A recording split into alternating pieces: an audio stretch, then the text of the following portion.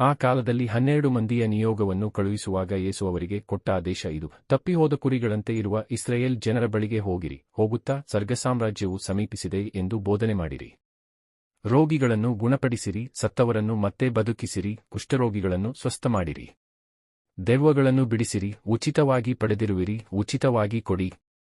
ಜೇಬಿನಲ್ಲಿ ಚಿನ್ನ, ಬೆಳ್ಳಿ, ತಾಮ್ರವನ್ನಾಗಲಿ, ಪ್ರಯಾಣಕ್ಕೆಂದು ಜೋಳಿಗೆಯನ್ನಾಗಲಿ, 2 ಅಂಗಿಗಳನ್ನಾಗಲಿ, ಕಾಲಿಗೆ ಕೆರವನ್ನಾಗಲಿ, ಕೈಗೆ ದಂಡವನ್ನಾಗಲಿ ತೆಗೆದುಕೊಳ್ಳಬೇಡಿ. ಏಕೆಂದರೆ ದುಡಿಮೆಗಾರನು ಜೀವನಾಧಾರಕ್ಕೆ ಬಾಧ್ಯನು. ನೀವು ಒಂದು ಪಟ್ಟಣಕ್ಕಾಗಲಿ ಹಳ್ಳಿಗಾಗಲಿ ಹೋದಾಗ ಅಲ್ಲಿ ನಿಮ್ಮನ್ನು ಬರಮಾಡಿಕೊಳ್ಳಲು ಯೋಗ್ಯನು ಯಾರೆಂದು ಕಂಡುಹಿಡಿಯಿರಿ. ಅಲ್ಲಿಂದ ಮುಂದಕ್ಕೆ ಸಾಗುವವರೆಗೂ ಅವನಲ್ಲೇ ತಂಗಿರಿ. ನೀವು ಒಂದು ಮನೆಗೆ ಹೋದಾಗ ಈ ಮನೆಗೆ ಶುಭವಾಗಲಿ ಎಂದು ಹರಸಿರಿ.